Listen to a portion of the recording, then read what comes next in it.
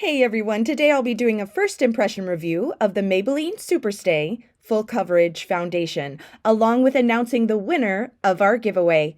Let's get started. So today in the Maybelline SuperStay Full Coverage Foundation, I'm going to be using shade 118 and 125.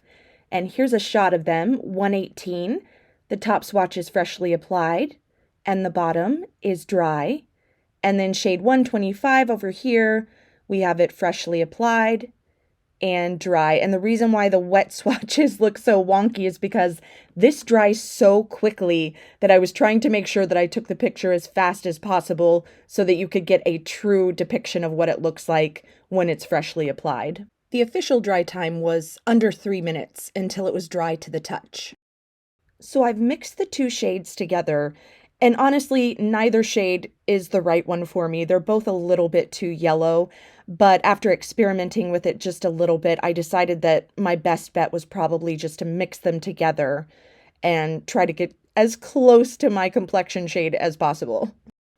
Let's cover some basics here. This costs $12.99 US for 1 fluid ounce or 30 ml. It's a glass bottle with a pump top, and it comes in 24 inclusive shades.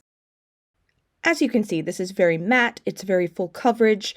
Just for reference, it's not quite as full coverage as the Kat Von D, which is now called KVD Beauty, Lock-It Foundation, or the Marc Jacobs Remarkable. I would say it's just a step under that. It doesn't feel as heavy as those two foundations. In fact, it reminds me quite a bit of the Estee Lauder Double Wear Maximum Cover in the sense that it's surprisingly light for as full coverage as it is.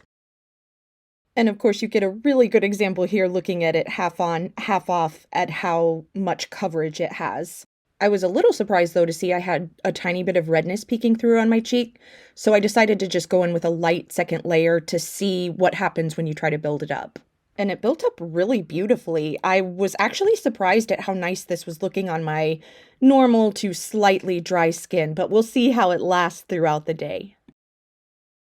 As I'm here putting way too much foundation on the right side of my face, as I tend to do when I use a brush, let's talk about the transferability of this foundation. They actually advertise this as a transfer-resistant, high-performance, 30-hour wear foundation. Now, I've said it before, I'm not cool enough to stay up for 24 hours straight, so you know I'm not staying up for 30.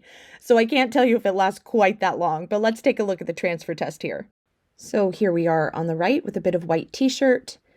And they weren't lying. Perfection. Absolutely no transfer whatsoever. And while I'm here, let's go ahead and spray a little bit of water on it. And no movement whatsoever. And before I forget, let me go ahead and mention for my oily skin friends that this is an oil-free foundation. There's no SPF in it, but it also contains no fragrance, no added fragrance or perfumes. As you can see from these close-ups, this covers everything. I'm feeling pretty flawless here, except for I have just a tiny bit of pull right here where it's a little bit dry on my cheek. But going in here for the final look, I was really pleased with how the rest of my makeup went on top of it. I didn't use any powder anywhere except for on my cheeks because I was using a powder blush. But honestly, I probably could have gotten away without using any powder whatsoever. So there's a bit of a toss-up when you have fine lines and you're wearing a matte full coverage foundation. About an hour into it, I had some very pronounced lines in between my eyebrows that were very obvious, but the rest of my skin looked absolutely flawless. I'll show you some video of how it looked at the end of the day in the end of this video. But overall, I think this would work beautifully on those with oily skin, especially those with a little bit younger skin.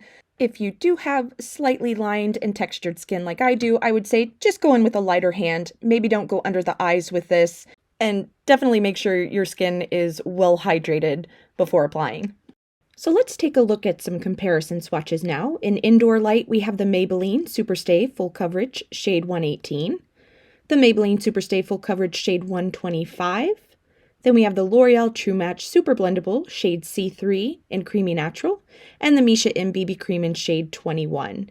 And then here they all are, but in Natural Light. So this truly is a long wearing foundation. When looking at it after several hours, I still had the lines between my eyebrows. It had come off on my nose a little bit and definitely on my chin, but to be fair, I had a big, juicy, delicious hamburger for lunch, so I probably wiped it away. But other than that, it looked the same as when I applied it. As we get ready to announce our giveaway winner here, I just want to say thank you so much to everyone who entered. I loved reading your comments about the foundations that you love, and I'm hoping to respond to all of you. And with that said, here is the winner of our giveaway. Kathy, congratulations! I'll be contacting you soon so that I can send you your prizes. Thanks so much for entering, everyone. Have a great day, and I'll see you soon.